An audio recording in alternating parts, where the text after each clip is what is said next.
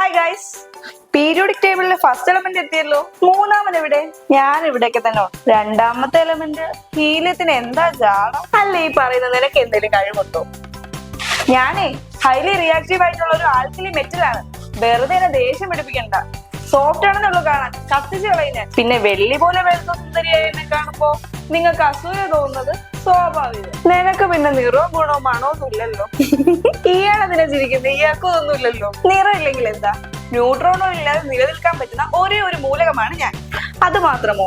Fuel സെൽസിൽ ഫ്യൂലായും industrial പ്രോസസ്സിലും എന്നെ ഉപയോഗിക്കാറുണ്ട്. അല്ല, ഇതൊക്കെ ചോദിക്കാൻ നീ ആരാ?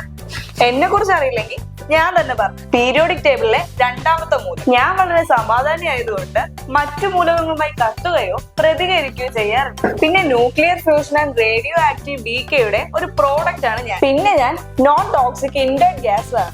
അത്രേ ഉള്ളൂ. എന്റെ മെൽറ്റിംഗ് പോയിന്റ് എത്രയാണെന്ന് അറിയോ? 18.50 ഡിഗ്രി സെൽഷ്യസ്. പിന്നെ ബോയിലിംഗ് പോയിന്റ് 1342 ഡിഗ്രി സെൽഷ്യസ്. മനസ്സിലായോ? പക്ഷെ ഒരു കത്തി എടുത്ത് മുറിച്ചാൽ മുറിഞ്ഞു പോകുന്നതേ ഉള്ളൂ നീ.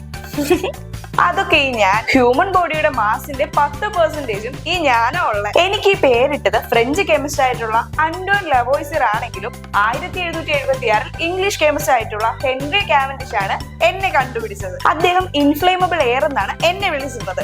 അത് കൊള്ളാല്ലേ? യു നോ ഗൈസ്, പ്രപഞ്ചത്തിലെ ഏറ്റവും ഭാരം കുറഞ്ഞ രണ്ടാമത്തെ മൂലകമാണ് ഞാൻ. കുട്ടികൾ കളിക്കുന്ന ബലൂൺ മുതൽ ബഹിരാകാശ പര്യവേഷണത്തിന് പോലും എന്നെ ഉപയോഗിക്കാറുണ്ട്. പിന്നെ 1895 സ്കോട്ടിഷ് കെമിസ്റ്റ് ആയിട്ടുള്ള വില്യം റാംസെ ആണ് എന്നെ കണ്ടെത്തിയത്. എന്നെ ആദ്യമായിട്ട് ഡിറ്റക്ട് ചെയ്തത് സൂര്യന്റെ കൊറോണയിലാണ്. അതിന് എന്നെ 1817 കണ്ടുപിടിച്ചായിരുന്നു. അതും സ്വീഡിഷ് കെമിസ്റ്റ് ആയ അർഫേറ്റ്സർ മിനറൽ പേറ്റിലെ ധാതു എന്നെ വേർതിരിച്ചു. അപ്പോഴാണ് സൂര്യന്റെ കൊറോണ. ഇവനേതാ ആവോ?